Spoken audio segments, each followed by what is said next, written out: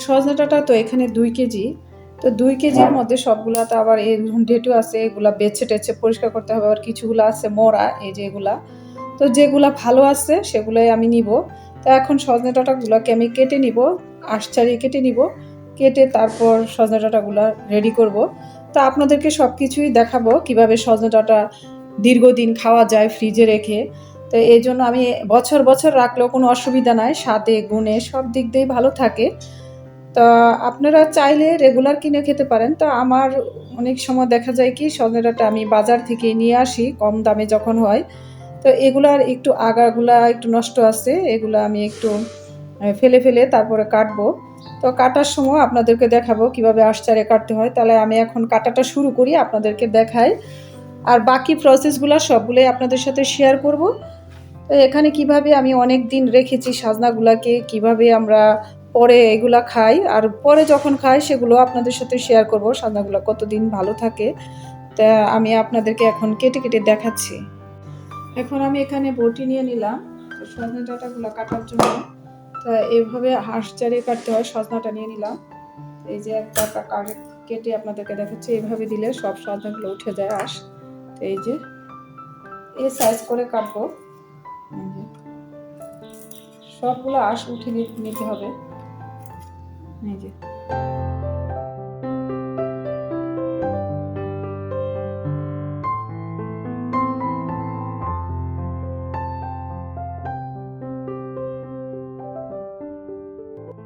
আসসালামু আলাইকুম, সবাই কেমন আছেন? আশা করছি সবাই খুব ভালো আছেন। আমিও আল্লাহর রহমতে ভালো আছি। আবারও চলে আসলাম আরও একটি নতুন ভিডিও নিয়ে আপনাদের সাথে শেয়ার করার জন্য। আজকে আমি কিছু সাজনা ফ্রোজেন করে রাখবো, সেই ভিডিওটি আপনাদের সাথে শেয়ার করব। আশা করছি ভিডিওটি শুরু থেকে শেষ পর্যন্ত দেখবেন, আপনাদের কাছে অনেক বেশি ভালো লাগবে আর উপকারেও আসবে। শুরুতেই আমি বলেছি আপনাদের সাথে এখানে 2 কেজি সাজনা, তো যতটুকু পারি ততটুকুই কেটে নিব। এখন সাজনাগুলোকে আঁশ ছাড়িয়ে ভালো মতো করে কুটে নিচ্ছি। আর সাজনার সাইজগুলো থাকবে একটু লম্বা লম্বা করে। তো লম্বা লম্বা করে কেটে নিচ্ছি, আপনারা তো দেখছেন ভিডিওতে। আর আঁশগুলা অনেকগুলা হয়ে গেছে, তো সবগুলা সাজনাকে আমি কেটে নিব। সবগুলা কাটতে কাটতে আমার অনেক বেশি সময় লাগবে, তো আস্তে আস্তে করে আমি কেটে নিচ্ছি, দেখি কতগুলা কাটা যায়। তো এখানে কিছু সাজনা কেটে নিয়েছি, তারপরে একটু রেস্ট নিয়ে আবারও কাটতে চলে আসলাম। 2 কেজি সাজনা অত সহজ না কাটা। তো আমার কিন্তু অনেক সময় লেগেছিল কাটতে, প্রায় 1-1.5 ঘন্টার মতো লেগেছিল সাজনাগুলা কাটতে। তো সবগুলা সাজনাকে আমি সুন্দর মতো করে কেটে নিচ্ছি।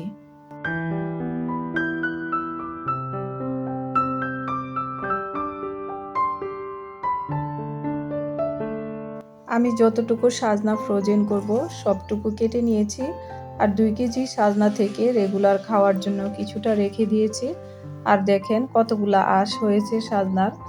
তো সাজনাগুলা কাটার পরে আমি একটা ট্রেতে রেখেছি, দেখতে কিন্তু ভালো লাগতেছে। আর এই যে এই সাজনাগুলা 2 দিন খাওয়ার জন্য রেখে দিলাম, আর এগুলা ডিপ ফ্রিজে করব। তো ডিপ ফ্রিজে কিভাবে করি, এখন সাজনাগুলা কুটে নিয়েছি আর ধুয়ে একটা স্ট্রেনারে ঝরিয়ে রাখবো পানিটা ঝরার জন্য। তারপর আমি বয়েল করে নিব সাজনাগুলাকে। চুলাতে একটা আমি বড় ধরনের হাঁড়ি বসিয়ে দিলাম, হাঁড়িটাতে পানি দিলাম। পানিটা একটু গরম হয়ে আসলে সাজনাগুলাকে দিব, হাফ বয়েল করে নিব সাজনাগুলাকে। আর সাজনাগুলো যখন একটু বলক চলে আসবে, একটা বলক চলে আসবে, তখনই কিন্তু সাজনাগুলোকে নামিয়ে দিতে হবে, না হলে সাজনাটা ফেটে যাওয়ার সম্ভাবনা থাকে। তো এখন পানিটা একটু গরম হয়ে আসছে, আমি সাজনাগুলোকে পানির মধ্যে দিয়ে দিচ্ছি। এভাবে সাজনা রাখলে মাসের পর মাস সাজনাটা খাওয়া যায়। তো সাজনাটা তো সচরাচর বাজারে দেখা যায় না, এখন তো বাজারে দেখা যাচ্ছে আর দামও কম আছে। আর যখন দাম বেড়ে যায় তখন তো সাজনাও পাওয়া যায় না, অল্প কিছুদিন বাজারে থাকে। কিন্তু আমরা তো এভাবে ফ্রিজে রেখে দীর্ঘদিন খেতে পারি, যখন মন চায় তখন নামিয়ে সাজনাটা রান্না করে ফেললে হয়, বেশি সিদ্ধ করা লাগে না। এখন তো হাফ বয়েল করেই নিচ্ছি, পরে একটু কষিয়ে ঝোলের পানি দিয়ে দিলে সাজনাটা হয়ে যায়। তো একটা বলক চলে আসছে, এখন আমি সাজনাগুলোকে নামিয়ে দিচ্ছি, স্ট্রেনারে ঝরিয়ে রাখবো। আমি সাজনাগুলোকে 2 ভাগে ভাগ করে নিয়েছি। প্রথম ভাগটা সিদ্ধ করে নিলাম, হাফ বয়েল হয়ে যাওয়ার পর নামিয়ে দিলাম। সেম গরম পানিটাতে আবারও সাজনাগুলোকে ফুটিয়ে নিব। একটা বলক চলে আসার পর আমি সাজনাগুলোকে কিন্তু নামিয়ে দিয়েছি, আর না হলে কিন্তু ফেটে যাওয়ার সম্ভাবনা থাকে আর খেতেও ভালো লাগে না বেশি সিদ্ধ হয়ে গেলে। তো এখন আবারও দিয়ে দিচ্ছি সাজনাগুলোকে। সেম প্রসেসেই দুইবার করে আমি সাজনাগুলোকে হাফ বয়েল করে নিচ্ছি। এই তো আমার আবারও সাজনাগুলো একটা বলক চলে আসছে, এখন এগুলাকেও নামিয়ে দিব আর চুলাটা বন্ধ করে দিব। এর আগে কিন্তু শীতকালীন সবজি আমি সংরক্ষণ করেছি এইভাবে, ফুলকপি, সিম অনেকগুলাই ডিপ ফ্রিজ করে রেখেছি হাফ বয়েল করে। আপনারা চাইলে ওই ভিডিওটাও দেখে নিতে পারেন। আজকে আমি সজনে ডাঁটা সংরক্ষণ করছি। এই সজনে ডাঁটাগুলো যখন আমরা রান্না করব তখন আপনাদের সাথে শেয়ার করব কি অবস্থা হয়েছে সাজনাগুলো। সজনে ডাঁটা থেকে পানিটা ঝরে যাওয়ার জন্য আমি একটা টেবিলে বেড কভার বিছিয়ে দিচ্ছি, আর বেড কভারটার উপরে সজনে ডাঁটাগুলোকে ফ্যানের বাতাসে শুকাতে দিব। শুকিয়ে গেলে তারপর এয়ারটাইট বক্সে করে ডিপ ফ্রিজে রাখবো। এখন বিছানার চাদরের উপর সজনে ডাঁটাগুলোকে এখন ফ্যানের বাতাসের সাহায্যে একটু গায়ের পানিটা শুকিয়ে নিব। সজনে ডাঁটাগুলোকে আমি টেবিলের মধ্যে মেলে দিচ্ছি, এখন ফ্যান দিয়ে বাতাসে শুকিয়ে নিব।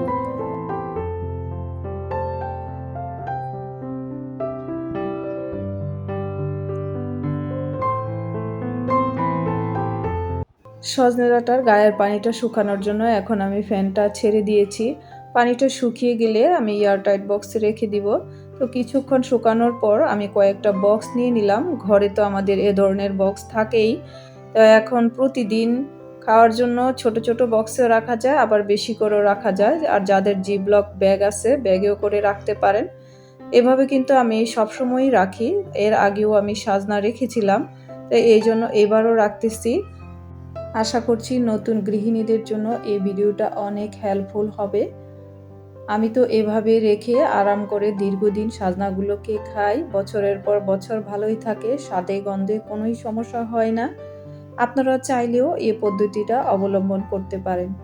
তো আজকের ভিডিওটি কেমন লেগেছে অবশ্যই কিন্তু কমেন্ট করে জানাবেন।